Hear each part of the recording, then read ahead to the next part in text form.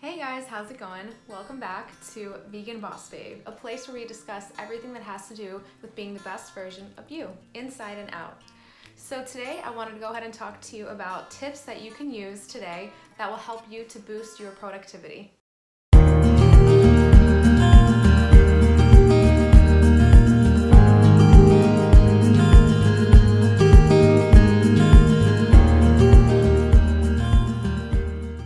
Okay, so first things first, I am such a fan of something called the Ivy Lee method. Now, this method has been used for over 100 years. I actually first found out about it on The Skinny Confidential. It's a him and her podcast. If you've never heard of it, please go check it out. I am such a fan. I think they're amazing. They're husband and wife, and they talk about all things that help to make you a better person, which we are so about this. So definitely go check them out. So basically the Ivy Lee method is a method where you write down 6 things that you must do the night before you go to bed. I did a blog post on this. Go ahead and check it out on veganbossbabe.com. In the business section, you write down the things that you need to get done in order of importance. So number 1 will be something that you must get done first thing. And you finish the first thing, you check it off, you go to the second thing, you check it off, and so on and so forth. Whatever you don't finish for that day, you just move it on to the next list for the next day. The idea behind this method is to do one thing at a time. So instead of trying to multitask and do a bunch of different things, you're focusing on one task at a time, and you're able to finish it completely before moving on to the next one. So basically, if you do number 1 through 3, and those are done, but 4, 5, and 6 are not, number 4 will be number 1 for the next day, and you get the picture. So this is a really great way to just kind of prioritize things that are important for you, that need to get done, and it's like chipping away on that rock every single day to eventually get that diamond. Baby steps every single day make huge progress in the long run. Okay, number 2, put your phone in the other room before you go to bed. It's not as easy to just go and check your phone when it's not next to your bed. I actually read in Mel Robbins' book, The 5-Second Rule, that by putting your phone away in the other room, it makes it a lot easier for you to allow your mind to know it's time to go to bed. So what happens is when your phone is right next to you, when you go to sleep, it's very easy to just kind of turn over, grab your phone, look at it, look at one thing, and then you're looking at another thing. Before you know it, 2 or 3 hours have gone by and you've still been on your phone and you have not gone to bed. Not very productive. I know for me, I'm pretty guilty of this as well. I sometimes will leave my phone, right next to me more often than not, and hey, I'm working on it. We can work on this together. It's okay, we got this. I noticed that it is a lot easier to fall asleep because I'm just laying there. I literally have no excuse. Like, I can't turn and grab my phone because I don't want to have to get up and get it. So I just lay there, close my eyes until I fall asleep. I would say put it in the bathroom. Set your alarm, I would say around the same time every day. I know it's hard to do the same time every day because every day is different. You don't know, maybe you'll go to bed later tonight and have to wake up earlier tomorrow, who knows. Basically, my goal is to get about 7 to 8 hours of sleep a night, 6 at a minimum, okay? And I'm being flexible there. Just know that rest is important and your body needs it, so allow your body to rest. Sleep is very important and it's good for being your best self and performing at your best capacity. So yeah, so you've set your alarm, you've put your phone away, you went back into bed, you're going to sleep, you wake up, you hear your alarm. Okay, so now this is where it gets fun. You get up, okay? It's very easy to snooze and then go right back to bed. No, the whole point of putting it in the other room also is to get your body out of bed when the alarm goes off. So when you do that, by the time you turn your phone off, you're pretty much awake, right? Okay, if it's hard to get out of bed, try the 5-second rule here where you literally count down from 5. So you do 5, 4, 3, 2, 1, you get up, you turn your alarm off, and now you go about your day. It's really just that simple. I mean, I know, it's not simple, but I mean, it really is. It's not rocket science, okay? You turn the alarm off, go ahead and make your bed. Something so simple, right? But making your bed, it just really helps to set the tone for your day. There have been so many studies that say that just by making your bed, it kind of creates that tone where you're more organized and you're able to get things done and be more productive. Stay away from checking social media from the second you get up in the morning, and here's why. When you check your social media the second you get up in the morning, and trust me, I'm guilty of this, I'm still working on it every day, but what happens is you're automatically becoming reactive, like the second you get up in the morning. And when you wake up in the morning, you want to kind of ease into your day. You know, you just rested, you just woke up, you want to kind of like take it easy on yourself. You know, you want to have a good start to your day. And by doing that, that does not mean checking your phone, okay? Your phone can wait at least 30 minutes before you just go jump on it and check your emails, check your Instagram, check your Facebook, whatever. Just give it a little break. Now you go ahead and give yourself a tall glass of water. Your body is like a plant. Cameron Diaz says this. I hear this a lot on The Skinny Confidential. Our bodies are 60% water. We need to hydrate first thing. So if you have coffee in the morning, that's great. I love my coffee first thing in the morning. So yeah, you go and you make yourself a cup of coffee after your water, okay? Or have tea, or maybe you're just fine with water.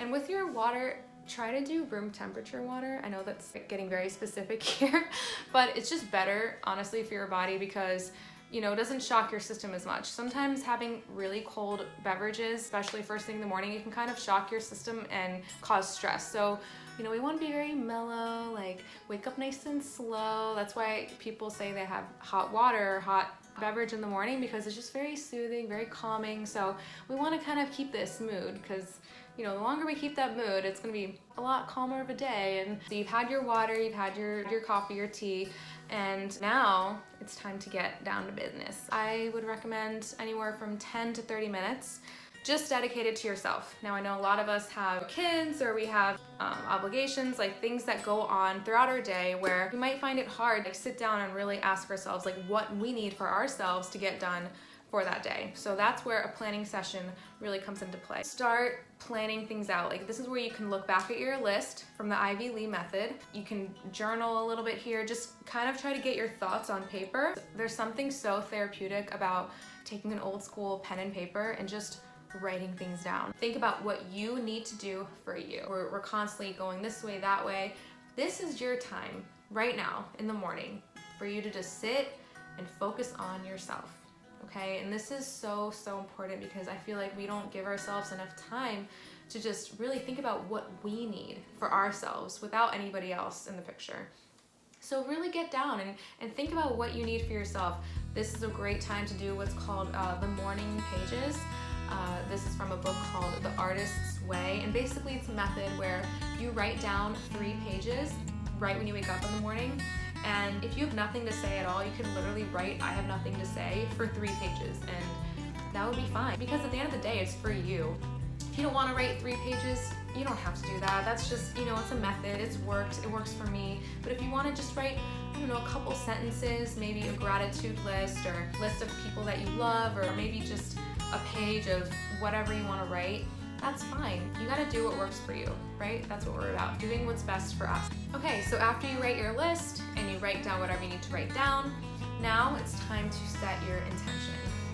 I love to meditate for about 10 to 30 minutes a day. Meditating, it's such a great way to just kind of get your mind in a more simple space, if that makes sense. A lot of successful people have talked about meditation, about how much it's helped them to hone in on their crafts, and it helps them to focus better, helps you to think more clearly. When you just sit in stillness and you're able to just kind of look inward and feel yourself from the inside out, like by closing your eyes and sitting upright or laying down, you're able to be more in tune with yourself. I know for me, there have been times that I have been kind of confused about a situation or something, and then I'll just sit and meditate for 5 minutes or something, and I'll get out of it, and I'm just like, like that really wasn't that big of a deal anyway. It's just so funny how sometimes we get so into things, and it really helps to kind of let go of things we have no control over, because the truth is as much as we can control certain things, there are certain things that we can't. And as long as we understand that and we can accept that about ourselves and our lives, then we can move on a lot quicker. So I feel like meditating really helps as far as moving on with situations and things, and just kind of creating that space that we might lack if we don't sit and just take a pause.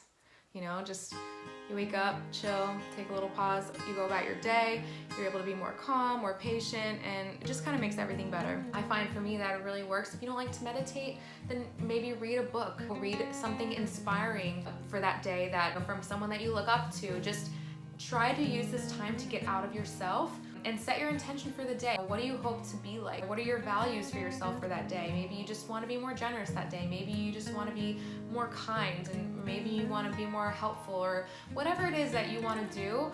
Think about that at this time, because now is the time when you're setting the tone for your day. There's a saying, instead of letting the day control you, let yourself control the day.